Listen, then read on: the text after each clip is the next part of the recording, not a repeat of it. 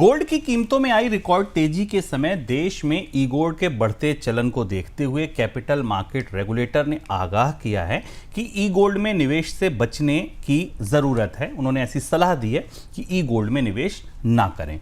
सेबी ने कहा है कि ई गोल्ड प्रोडक्ट उनके रेगुलेशन के दायरे में नहीं आते हैं। सर, सबसे पहली बात तो यह कि सेबी और रिजर्व बैंक ने अपनी चेतावनी में कहा है और ये खतरनाक निवेश क्यों बताया है? पहला सवाल तो मेरा यही है।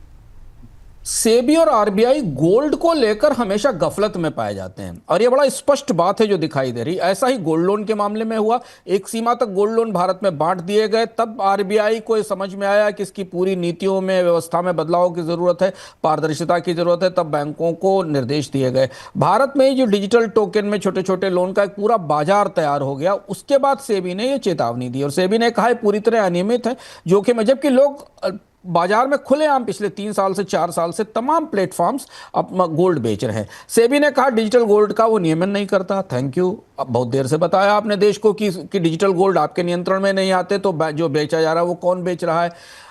अब लोगों को ये पता चला कि ये तो ना कमोडिटी डेरिवेटिव है, प्लेटफॉर्म फेल होगा, दिवालिया होगा तो आपका पैसा नहीं मिलेगा। असली बात जो सेबी ने और आरबीआई ने स्वीकार की कि जो कंपनी आपको डिजिटल गोल्ड बेच रही हैं 100 रुपए, 10 रुपए, 5 रुपए में फिनटेक प्लेटफॉर्म से, उनके पास गोल्ड रिजर्व है भी कि नहीं, उनके पास उसके अगेंस्ट उन्होंने गोल्ड का कोई रिजर्व बनाया है देने के लिए, ऐसी कोई गारंटी सरकार के सिस्टमों में सेबी के और आरबीआई की व्यवस्था में नहीं है और ना इनके ऊपर कोई रेगुलेशन है। और दूसरी चीज ये भी कही सेबी ने कि ये ईटीएफ की तरह से या सॉवरेन गोल्ड बॉन्ड जो सरकार जारी करती है उससे उस तरह से सुरक्षित नहीं है।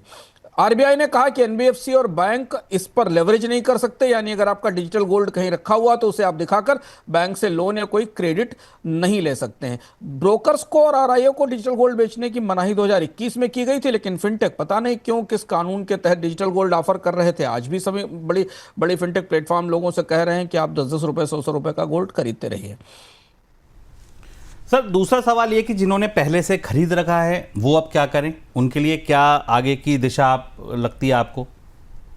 अभी सेबी और आरबीआई ने इस बारे में निर्देश तो नहीं दिया, लेकिन हाँ यह है कि कंपनियों को वो लिक्विडेट करना पड़ेगा, फिनटेक कंपनियों को जिनके पास ये गोल्ड लिए गए हैं और जिन्हें जो इस दायरे में आ रही हैं कि उनके ऊपर कोई रेगुलेशन नहीं और वो उनके पास कोई गोल्ड का रिजर्व नहीं। आमतौर पर गोल्ड का निवेश ईटीएफ में उस रिजर्व के अगेंस्ट होता है। जितना आप ईटीएफ में पैसा लगाते हैं उतना ही गोल्ड का रिजर्व क्रिएट किया जाता है। तो कंपनियों को, फिनटेक कंपनियों को वापस करना पड़ेगा। कई प्लेटफॉर्म्स ने डिस्क्लेमर बताने शुरू कर दिए हैं कि अगर आप खरीद रहे हैं तो आपको अपनी जोखिम उठाने पड़ेंगे, ये कहना शुरू कर दिया है। और कुछ प्लेटफॉर्म्स ने डिजिटल गोल्ड बंद भी कर दिया है। लेकिन अभी एक बड़ा हिस्सा है जहां पर डिजिटल गोल्ड की बिक्री हो रही है और अब शायद इन कंपनियों के पर लोगों को जब पता चलेगा तो वो अपने क्लेम लेना शुरू करेंगे।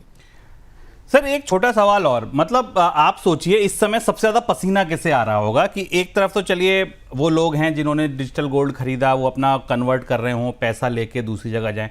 सर, उन स्टार्टअप्स का सोचिए और उन फंड लगाने वालों का सोचिए जिन्होंने डिजिटल गोल्ड या ई गोल्ड जैसे प्लेटफॉर्म्स में स्टेक ले रखा है, जो स्टार्टअप चला रहे हैं, जो फंडिंग के लिए जा रहे हैं। उन सब के लिए तो सर इस एक फैसले ने मतलब दूसरी दिशा में ही सोचने के लिए मजबूर कर दिया। क्योंकि यही वो रेगुलेटरी गैप है, वो वैक्यूम है जो भारत के नियामक नहीं देख पाते। और यहीं आप ये सवाल उठा सकते हैं कि नियामकों में दूरदर्शिता या प्रैग्मेटिज्म नहीं है। डिजिटल गोल्ड कोई चोरी छिपे दुकानों पे तो नहीं बिक रहा था, विज्ञापन हो रहे हैं। Exactly. कंपनियां अपने ऐप के ऊपर चिपकाए हुए हैं कि आप 10 रुपए में गोल्ड खरीदिए, 50 रुपए। और ये आज से नहीं शुरू हुआ, ये डिजिटल गोल्ड के प्लेटफॉर्म्स तो पिछले 5-6 साल 7 साल से चल रहे हैं। ब्रांड्स क्रिएट हो गए हैं बड़े बड़े डिजिटल गोल्ड देते। सरकार को या आरबीआई को, सेबी को इतनी देर बाद क्यों पता चला? तो नुकसान, पहली चीज तो ये कि उन निवेशकों का भी नुकसान है जिनका पैसा फंसा हुआ है, उनको कंपनियों को पैसा देना पड़ेगा, तो ह्यूज लिक्विडिटी आउटफ्लो होगा उन कंपनियों के भीतर जिन्होंने ये काम कर रखा है। और दूसरी चीज है कि उनके स्टार्टअप के वैल्यूएशंस भी गिरेंगे, उनमें गिरावट दिखाई देगी। तो ये मतलब ये विशुद्ध रूप से चूक है रेगुलेटर्स की और अदूरदर्शिता। आप कहेंगे कि वो इतने दूरदर्शी नहीं पाए गए कि उन्होंने इतना बड़ा बाजार पहले तैयार होने दिया और फिर उसके पैर के नीचे से कालीन खींच दिया। देखिए, आज शायद यही वजह थी कि ओवरऑल मार्केट में आज तेजी थी, बाजार पॉजिटिव थे, लेकिन 197 कम्युनिकेशन यानी पेटीएम जैसी कंपनी में 1-1.5% की गिरावट देखने को मिल रही थी, क्योंकि उनके बिजनेस का भी एक बड़ा हिस्सा डिजिटल गोल्ड के रास्ते आता है। वैल्यूएशन पर असर पड़ना, निवेशकों को भी डर लगना। और देखिए, ऐसी किसी खबर से बैठे बैठाए क्यों रूह कांप जाती है निवेशकों की, क्योंकि उनको NECL जैसे घोटाले याद आ जाते हैं। अरे पीछे कहीं बैग्ड में सोना होगा नहीं होगा, रेगुलेटर नहीं है तो क्या हो जाएगा। इसीलिए ये खबर थोड़ी सी गौर से सुनने लायक है।